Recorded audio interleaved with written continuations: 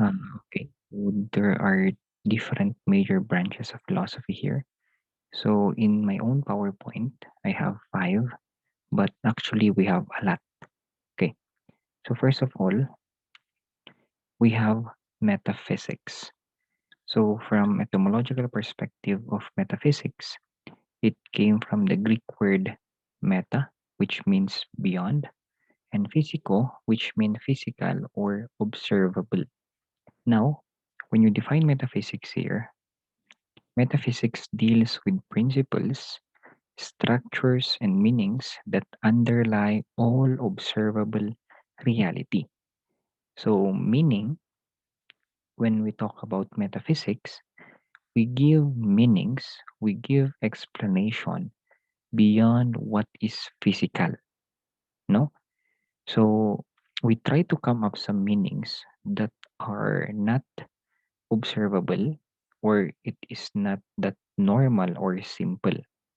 If you could still remember our past lesson uh, regarding the purpose or meaning of the chair, it is for you to sit on, no?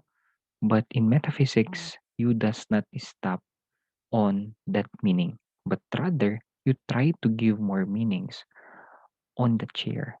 If the meaning of the chair is only for you to sit on, okay? So one good example here is we have space and time. And let us borrow the theory of relativity of Einstein. I think everyone is familiar with Albert Einstein as the father of the modern physics. He is considered the father of modern physics actually because he revolutionized or binago niya yung standard or rule ng physics, which in physics, classical physics, they believe that time is absolute, no?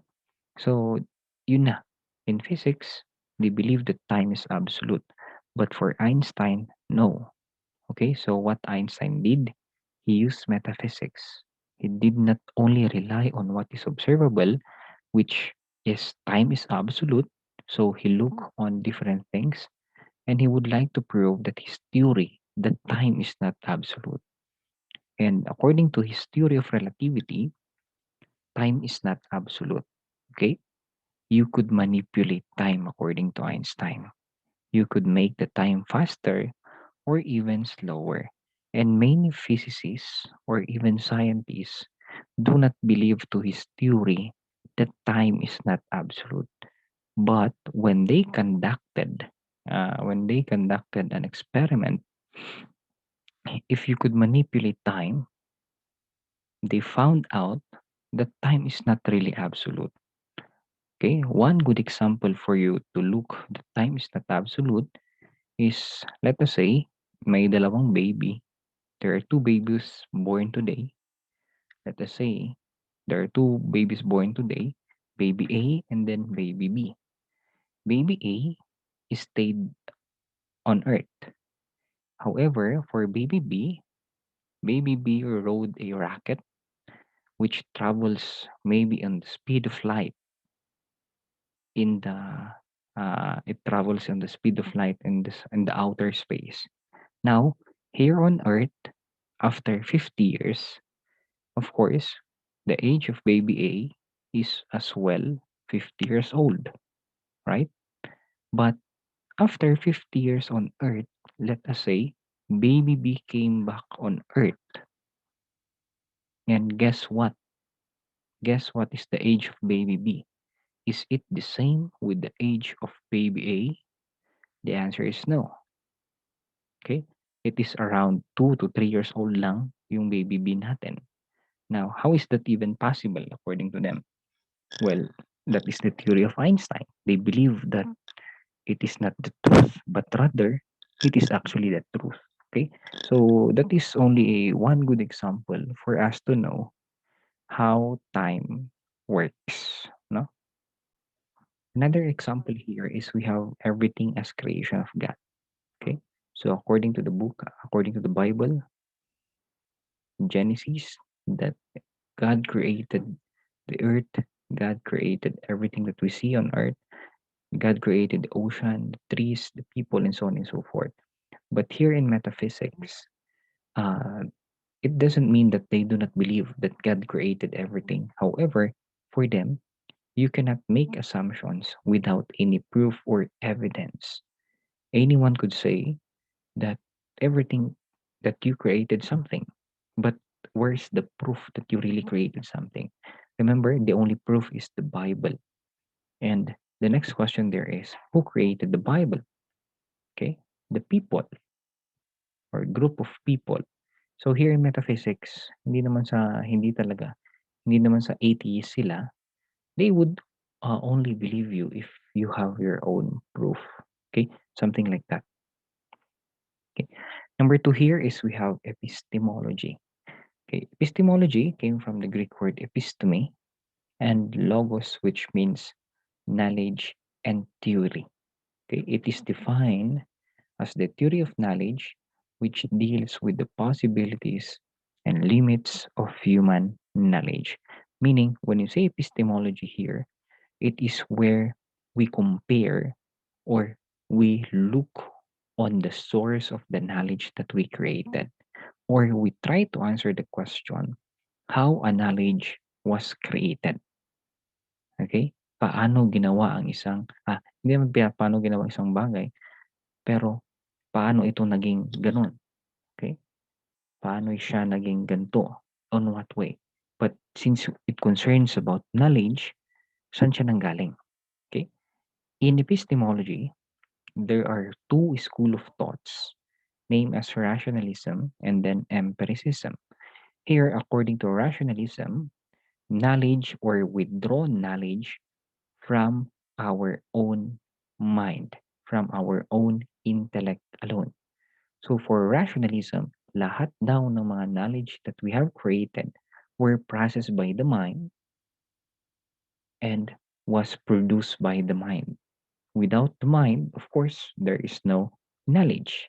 However, according to empiricism, hindi, mali. It is not the mind who created the knowledge or produced the knowledge, but rather it is the experience of the person that created knowledge. Okay? So one very good example of empiricism is ito. During the time of the cavemen, okay, hindi pa po nila alam na may apoy. Okay? They do not know that there is the existence of fire. And they do not know how to create fire kasi nga hindi nga nila alam kung ano ang fire. So, just one instance, let us say, uh, the lightning struck the tree and it caused a fire. And when the cavemen came, they are very curious on what is that fire. So what they did, they tried to fill it, okay? And they felt the heat. Napaso sila. Okay, so there is now the learning that, wow, this is a fire and it could heat up your body.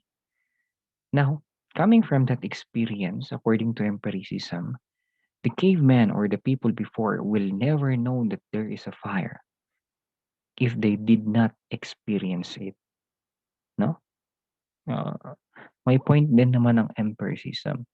But as a rebut coming from rationalism, according to rationalism, yes, you're right that some, not actually all, that your experiences gives a relevant factor for creating the knowledge. But it is not the experience who will create the knowledge. Remember, okay, based from your example a while back, the cavemen experienced what is fire. They felt what is fire. But how would they process that fire is fire without their own intellect or mind? Okay?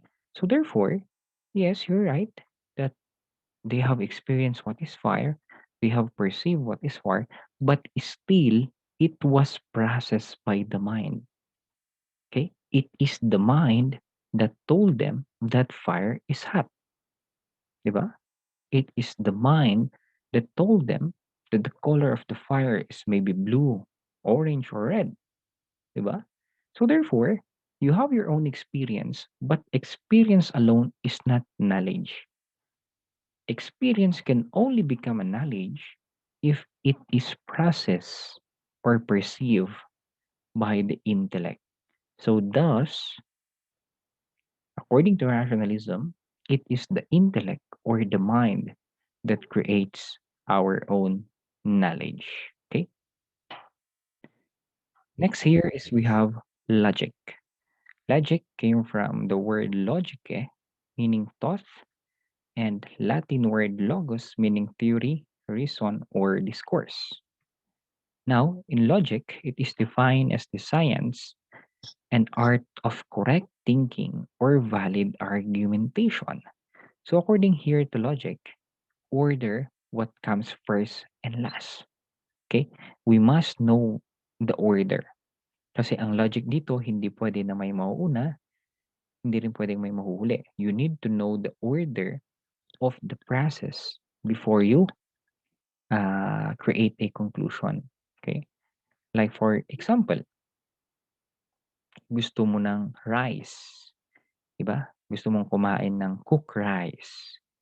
Pero, what is the process for you to have the rice? Okay? Biglaan na lang ba na mag-ano yan? Biglaan na lang ba na magkakaroon ng rice? Of course, no. You need to plant, diba? Nilokano, magbunubunda, mag-raup sila hanggang they are going to mill it, diba? Hanggang lulutuin mo pa. Okay? What I mean here is there is a process before a certain conclusion could be created. Okay? Kasi sa logic, it's like defending yourself to the court. Or let us say you're an attorney and you are defending your client. In the court, you cannot create conclusions or assumptions without any proof or evidence.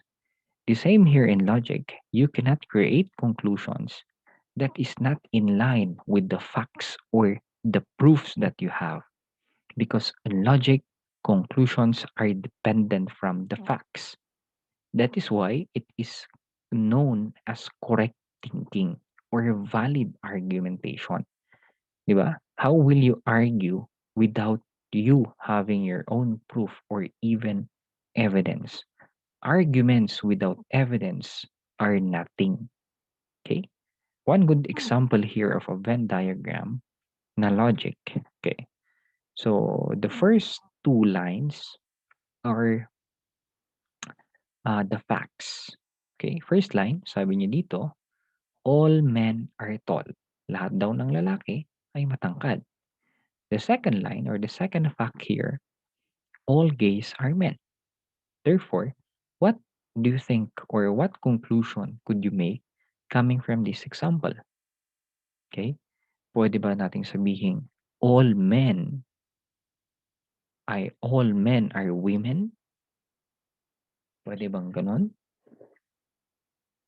Or pwede ba nating sabihin all gays are women? Can we create that conclusion? Of course, no. Kasi nga, that is not in line with the facts that you have. So, therefore, the only conclusion that we could make coming from these facts are all gays are tall. Okay? So, yun lang ang logic natin. You just create an argument based or a conclusion based from the facts or proofs that you have. Okay. Now, next is we have aesthetics or the sense of perception. It is a branch of philosophy concerned with the nature of beauty, arts, and taste of appreciation. In other words, when you say aesthetics, it is the appreciation of beauty. However, in aesthetics, the next question there is aesthetics absolute or is aesthetics universal? Of course, the answer there is no. Why? Why isn't it universal? Diba? We are different people. Diba? Sa ugali pa nga lang, magkakaiba na tayo. Sa mga taste natin, magkakaiba tayo. Meaning, what you think is beautiful for you is not quite beautiful for me. What I think that is beautiful for me, maybe with other people, it's not beautiful for them. So therefore, when you say aesthetics, it is subjective or relative.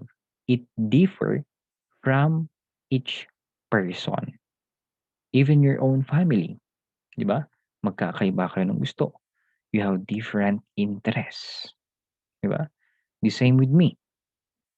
I do like paintings, but not the abstract paintings. I do not have, personally or honestly, I do not appreciate abstract paintings. Parang straightforward kasi ako eh. What I see, what I understand. Something like that. But sabi ko nga, it is very subjective. Okay? But if you like uh, abstract paintings, then you have the aesthetics now. Okay? It doesn't mean that if something is ugly for you, wala ka ng aesthetics. Hindi naman sa ganon. Kasi meron ka rin naman masasabi or you could also appreciate some beauty na that's quite different from others. Anyway, that is for aesthetics. The next question here din pala in aesthetics is what is the basis of person for appreciating beauty? No? Is there a universal basis? Sabi nga natin kanina, subjective, no? Magkakaiba ang taste ng mga tao. But is there a universal basis of what is beautiful?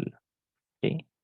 One good example, one good question here is, uh, quote unquote, that do you think that you are beautiful because others are ugly? Or when you when you when you analyze it, parang may point nga naman, 'di ba? Sabi niya dito, that sa tingin mo ba maganda ka dahil may mga pangit? Or baliktarin natin, pangit ka dahil may magaganda.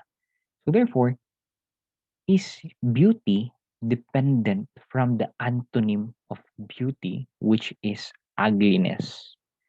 Sa tingin mo ba maganda ka kung walang mga pangit, no? Or sa tingin mo, pangit ka ba kung walang mga magaganda?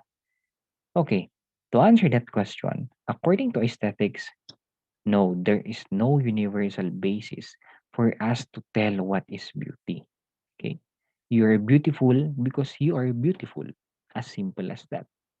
It's not that you are beautiful because many of your friends are ugly. Hindi po siya ganon. Okay? You are beautiful because you are beautiful. Period. You're ugly because you're ugly. The same with that one. No? So, parang gano'n ang aesthetics natin. Aesthetics is concentrated on what is beautiful, ha? It does not concentrate with ugliness, no? As long as you know how to appreciate what is beautiful, and therefore that is aesthetics. Okay. So, last here is we have ethics. General definition of ethics muna. It is a branch of philosophy dealing with human behavior, morality, and responsibilities of people to each other and to society.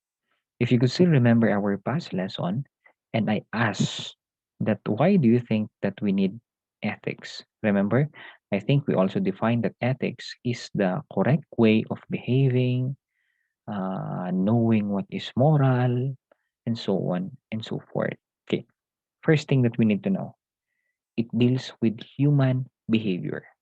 Okay?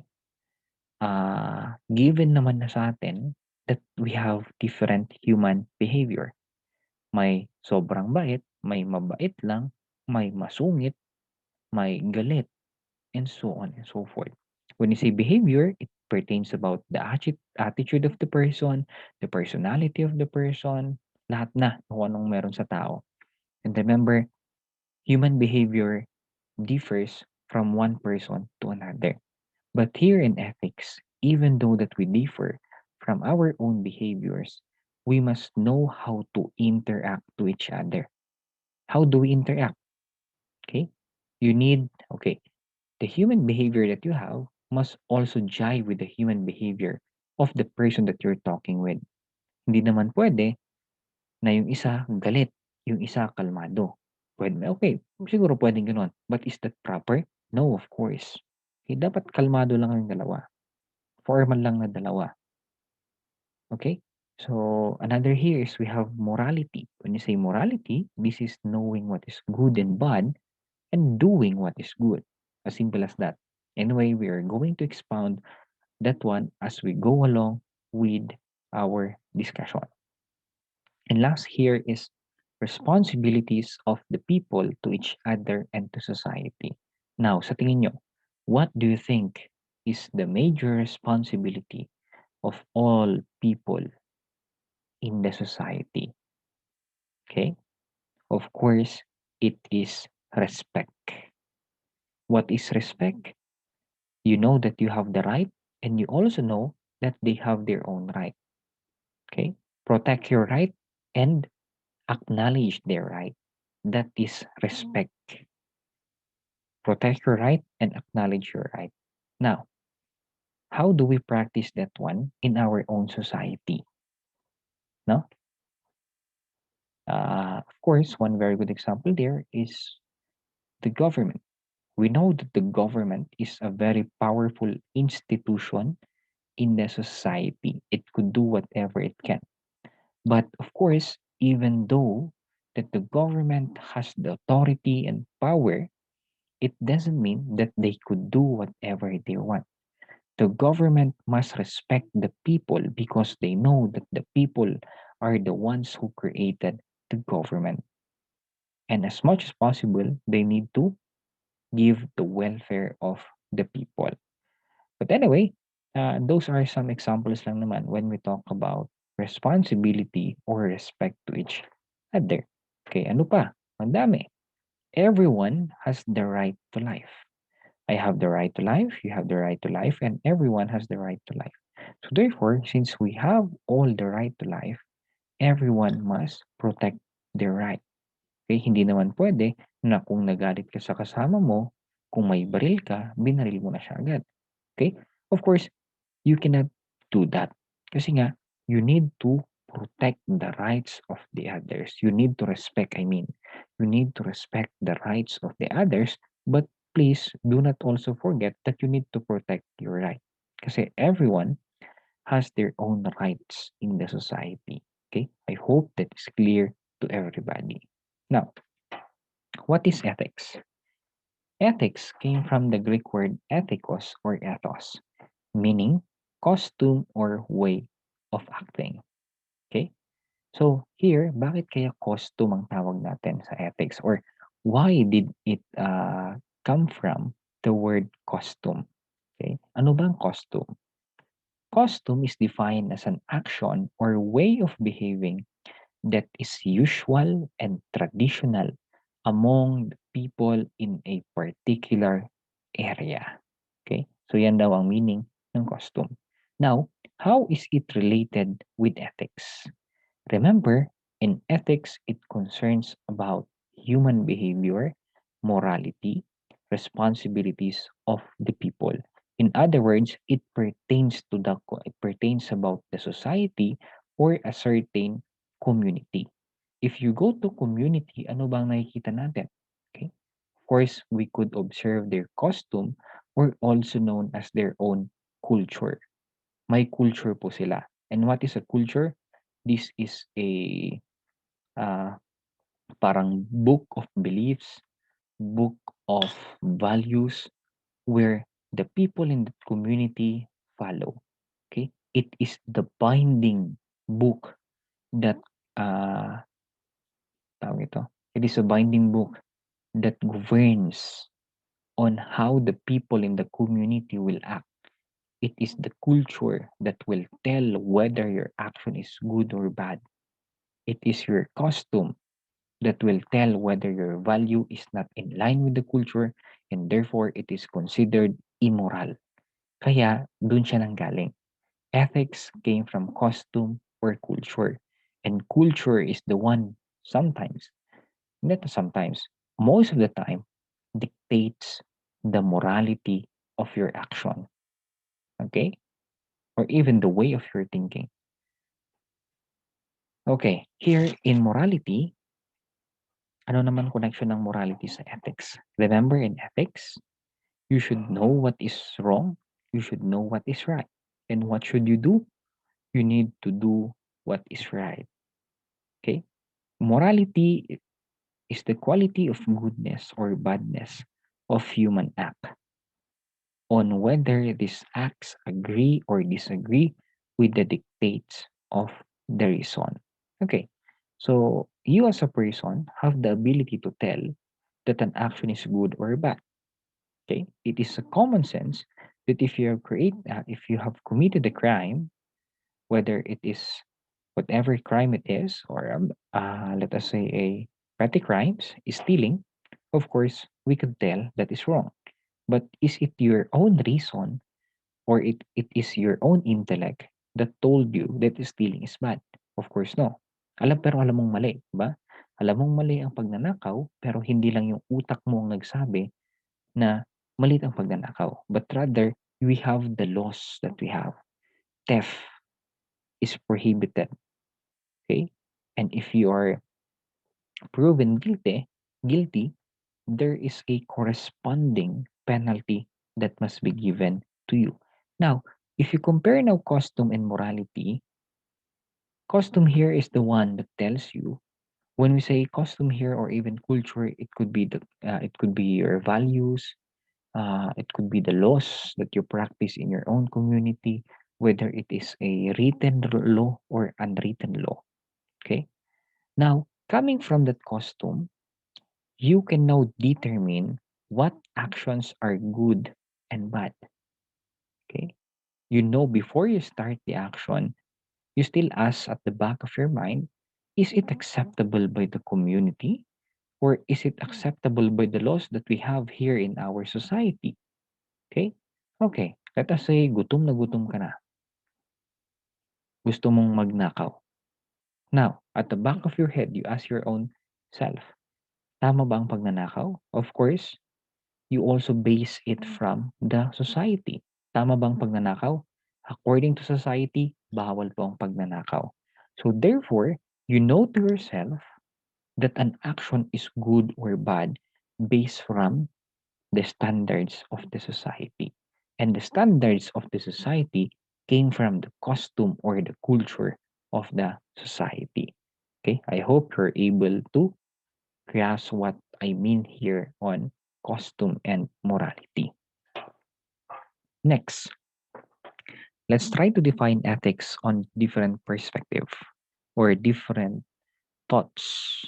First is ethics is the practical science of morality of human conduct. Okay. First muna dito, what is practical science? So when we talk about practical science, it pertains about our own action. Okay? Hindi naman sa pure action kasi when we say human conduct, action na yun. No? Practical science, what are the things that we must do? Okay? What are the things that we must do? Number two, ethics is a philosophical science dealing with the morality of human acts. Now, when you say philosophical science, it pertains about the theories, it pertains about the thoughts of different people, whether they tell us that an action is good or bad. Okay?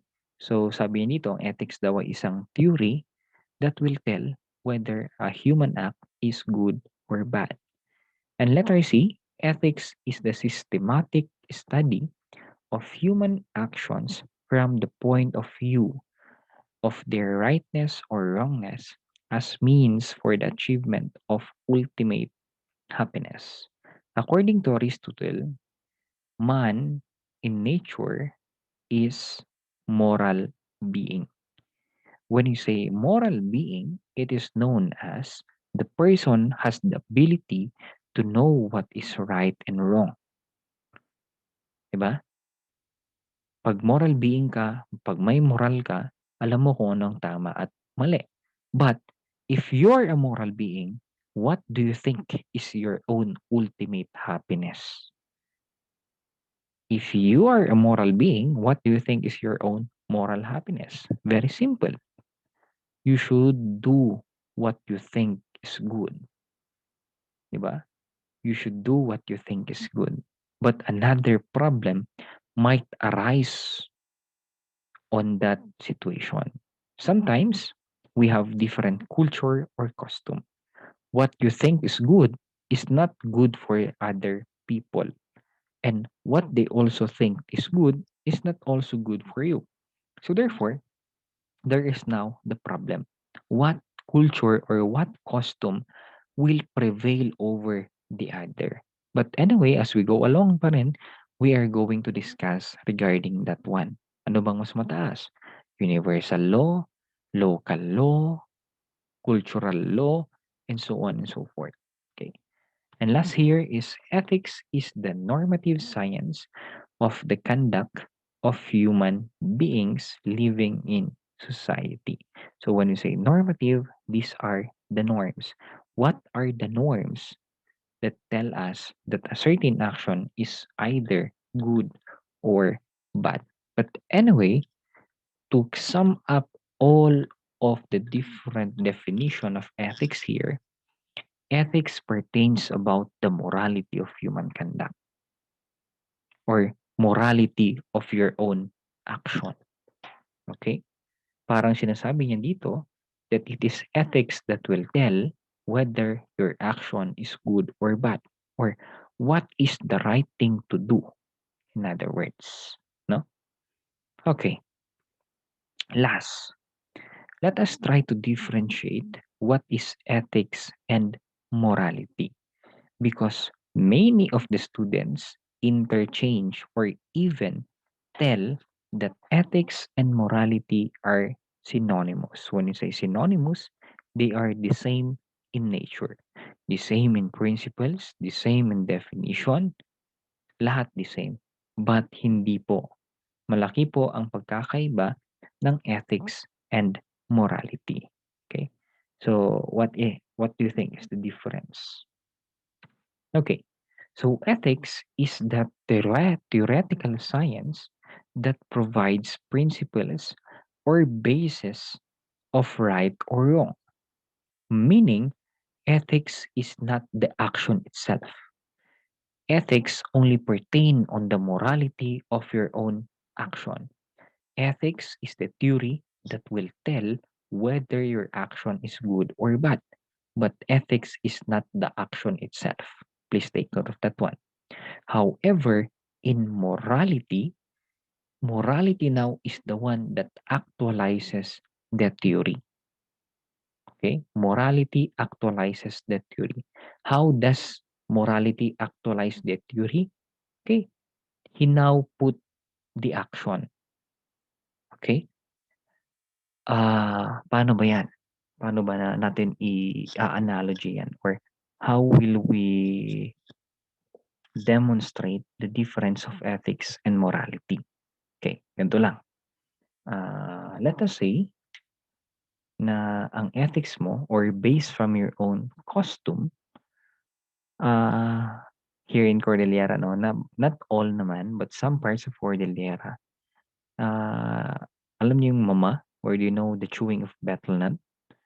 So, in some part of Cordillera, they are chewing some of them betel nut. Let us say in Ifugao, kasi I think parang doon natang medyo madami na nagchuchew ng betel nut. A betel nut is para siyang halaman na may yung betel nut talaga, tapos may dahon, they call that one as gawid. Tapos lalagyan nila ng apog. I think apog is a kind of stone na ihahalo nila. Minsan kung gusto nila, lalagyan din nila ng tabako. Yun, and then they're going to chew it like a bubble gum. They're not going to drink the juice from chewing it, but they will spit. Kaya nga tupra, wala na, bawal tek, tupra ti mama, sabi nila. But anyway, that is a culture that is being practiced here, not only here in Cordillera. Parang feel ko baka yung mga taga-ibang ano na rin, ibang regions. But anyway, that is part of the culture. Now, if you're from Ifugao, or if you're in some part of Cordillera, that chewing of betel nut is accepted. So yun na yung theory mo. Diba? Yun na yung ethics mo. So based from your own culture, custom, okay lang pagmamama. So, anong ginagawa mo? Yun, nagchuchu ka ng betel nut. Now, since you have the theory now, you know to yourself that chewing of betel nut is not bad. So therefore, since it is good, you are now actualizing the theory, which is now the morality. Okay? Yung culture mo, yung custom mo, according to them, na chewing of betel nut is good. Ano yun? Yun yung ethics. Ano na yung morality? You are now doing or you are now chewing betel nut because you know to yourself that chewing of betel nut is in line with your ethics or in line with your culture that must be actualized.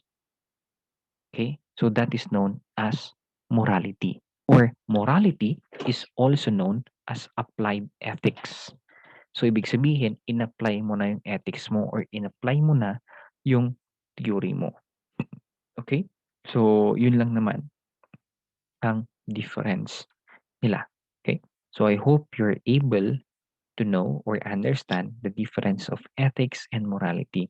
Lagi nyo lang tandaan na ang ethics ay hindi yung action. Okay?